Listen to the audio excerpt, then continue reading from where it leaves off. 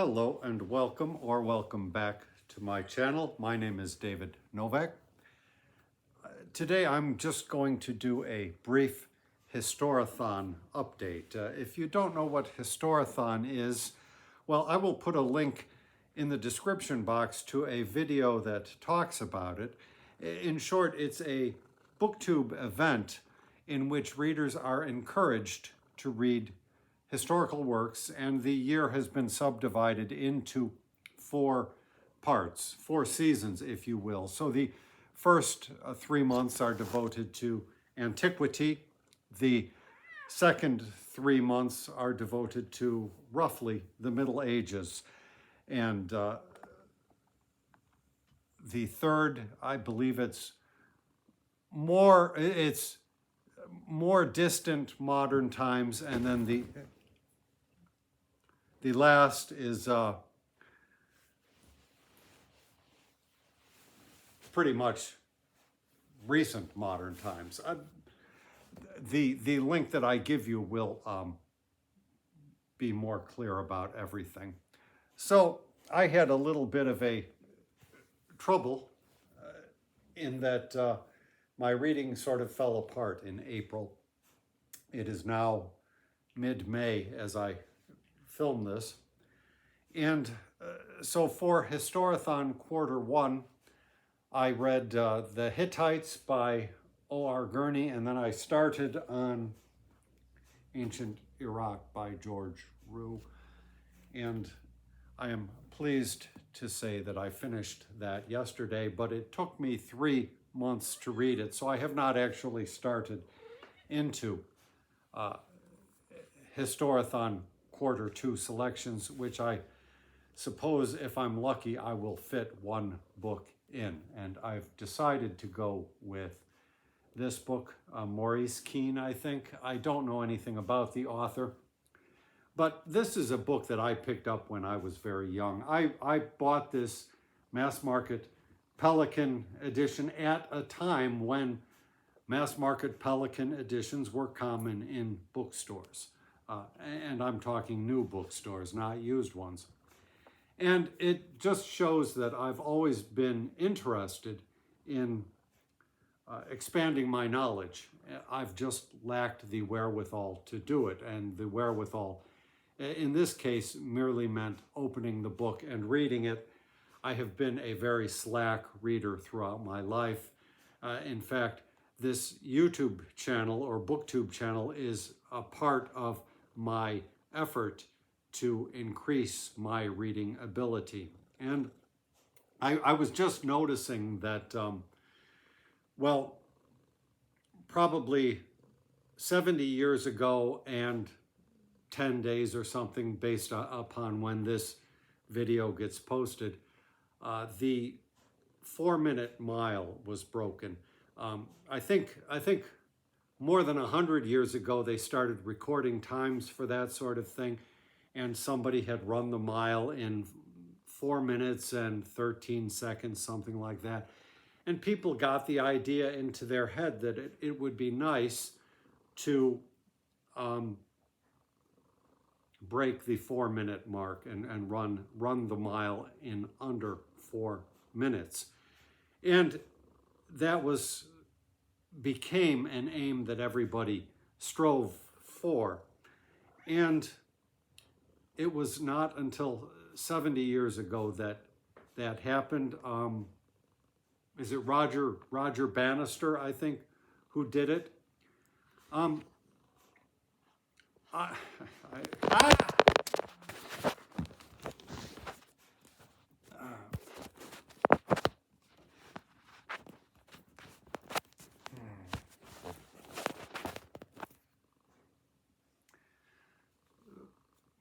Sorry about that. I have cut out an expletive there.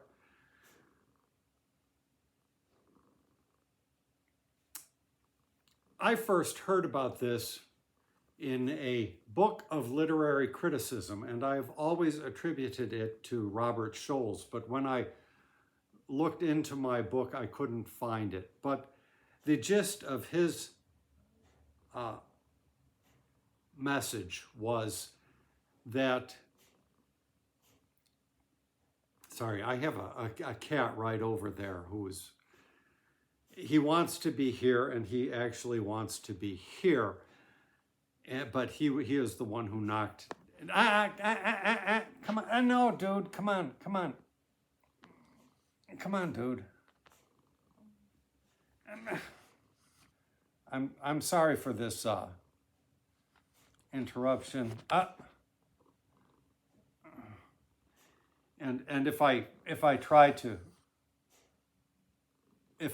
bring him forward, I will dislodge her and possibly have a fight because they hate each other. Come on, Dudu. Come on. Yep, thank you. Oh, God.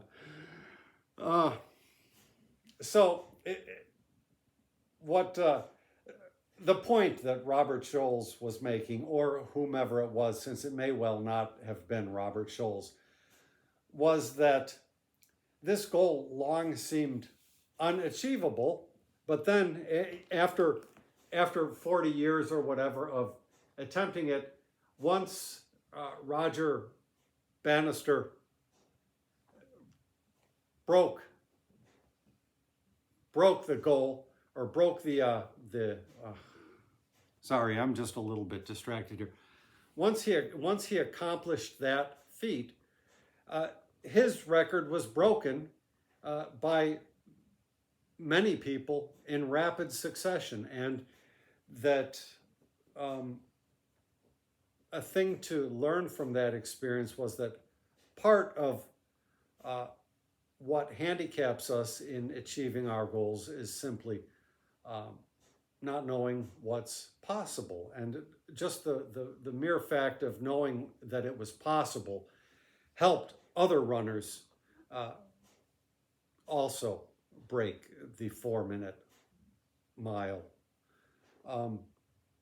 And for me, I should say, we know, of course, with hindsight now, that there's more to it than Robert Scholes or whoever it was that was writing said.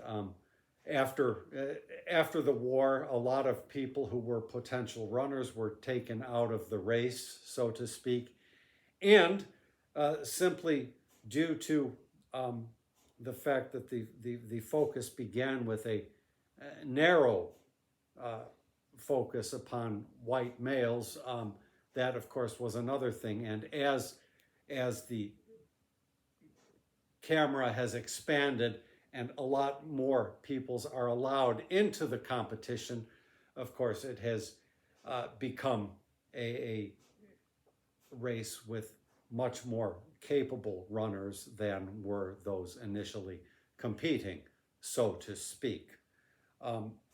But let me just go with the original premise as I read it. And it's pretty remarkable. I've talked about various books that I recall seeing at different times in my life. And one of those was the Histories of Francis Parkman, which I hope to tackle next year. A big mammoth of a historical compilation, so to speak, because I think it contains 7 individual books, something like that. It never even crossed my mind that I could do that. And as a reader of ancient history, I've noted that frequently books about Rome will begin with some kind of mention of Edward Gibbon, the decline and fall of the Roman Empire. And that was another book. It just never even occurred to me that I could possibly read something of that sort. Well, I did read it a year or 2 years ago, and that has expanded my view on world history, to be sure, but it has also let me know that I can tackle other works that before had been inconceivable to me. So knowing what is possible is also useful. To run with this thought, to readers it may concern, a BookTube channel recently had a video up in appreciation of booktuber Steve Donahue. If you don't know, he is a reader who not only is his speed tremendous because he eliminates subvocalization, but he singularly does not require sleep or much sleep. And so he has in his life been able to, through a devotion to reading, cram in a lot of reading. He's read just about everything under the sun multiple times, and he miraculously retains what he reads. What he does is not possible for everybody, particularly that sleep element. Most people need a lot more sleep than that. But just knowing what is possible has helped me, and I give credit to Steve Donahue and to other booktubers that read more than I would have thought. And actually, in my case, a lot of that increase in reading has just been a matter of allotting the time. So setting a certain amount of time per day to reading, which I had never done. I had always been lazy. I had always been distracted. And my life in one direction or another or multiple directions had always been falling apart in some kind of way. But for these last 2.5 years now, I've been focused on reading. And so things fell apart for me in April, but I have gotten to a point in time where I realize that if things fall apart and it's only falling apart for a month, that can be considered a win. And so, whoops, the cat was on this, and now I've got a bent back. But this book has been on my shelf for the entirety of my adult life. And there may be better things. I had put up a video about my pile of possibilities for Historathon Q2, all of which will be thrown to the wayside at this point. I had hoped to tackle a book by Stephen Runciman about the fall of Constantinople. And if I buzz through this, perhaps I will still consider that as an option. But I suspect I will, at best, achieve one book. And so I've decided that it will be this book merely because this has been hanging around for so long. And whenever I read one of these books that has long been a goal, and not even a articulated goal, let me say, but just the fact of having the book on your shelf makes it an unconscious goal, let's say. Every time I tackle one of these and finish it, I feel a good deal of satisfaction. So though there may be other options that might be better, say for example this one, it is also a unarticulated goal, so to speak, but this book has a good reputation behind it. People speak highly of this all the time, but I haven't had it on my shelf for so long. I picked it up not all that long ago, probably within the last decade. Whereas this, it's been on my shelf for 40 years at least.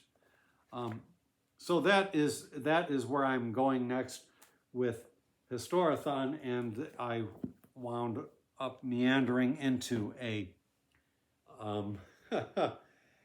into a discussion of this whole